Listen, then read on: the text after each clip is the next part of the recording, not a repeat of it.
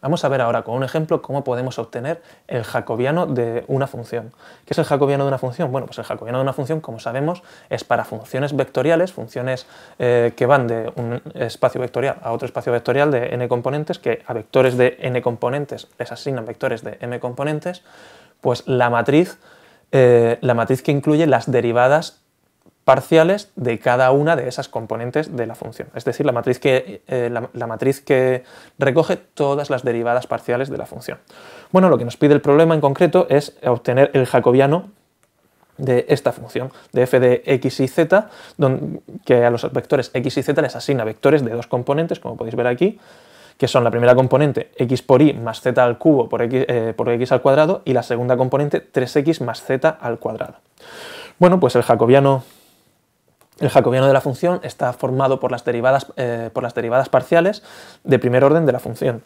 En este caso, como tenemos una función que a elementos de R3, esto es una función que va de R3 a R2.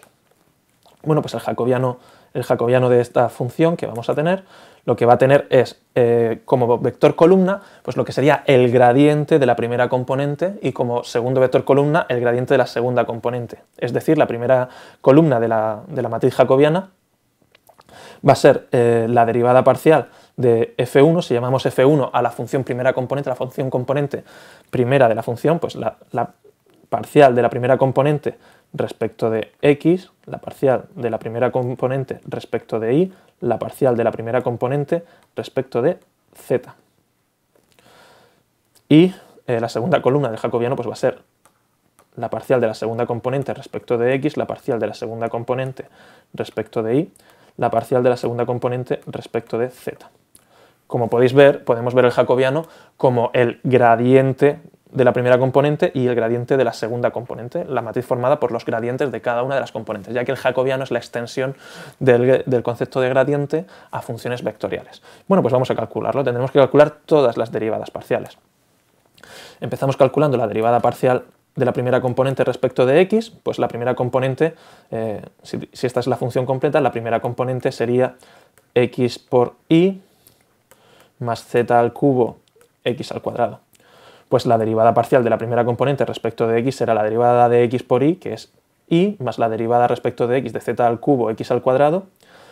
La z al cubo se queda igual, el 2 pasa multiplicando, el 2 del exponente de la x pasa multiplicando, 2z al cubo, y la x queda elevada al exponente menos 1, 2 menos 1, 1. Después calculamos la derivada parcial de la primera componente respecto de la y. Bueno, pues la derivada parcial de esto respecto de la y, x por y, pues la derivada será x, y la derivada de z al cubo x al cuadrado, que es 0. Y la derivada parcial de la primera componente respecto de la z, pues será la primera componente, que es x por y, no contiene la z, su derivada es 0. La segunda componente, z al cubo por x al cuadrado, pues su derivada será 3 por z al cuadrado x al cuadrado. Bueno, pues ya tenemos las derivadas de la primera componente. Vamos a calcular ahora las derivadas de la segunda componente. La segunda componente de la función sería 3x más z al cuadrado. Pues calculamos la derivada parcial de la segunda componente respecto de la x. Y esto pues es simplemente 3, la derivada parcial de la segunda componente respecto de la y. Como no hay ninguna y, son todo constantes, su derivada parcial es 0. Y la derivada parcial de la tercera componente respecto de la z, que si os venís aquí, pues la derivada de 3x respecto de z es 0, y la derivada de z al cuadrado respecto de z será 2z. Y bueno, pues ya tenemos calculadas todas las derivadas parciales y podemos construir el jacobiano de la función. El jacobiano de la función de x y z, que depende también de x y z, pues será esta una matriz. Primera columna, tenemos las derivadas de la primera componente, todas las derivadas parciales de la primera componente. Pues la primera es y más 2z al cubo x, y más 2z al cubo x,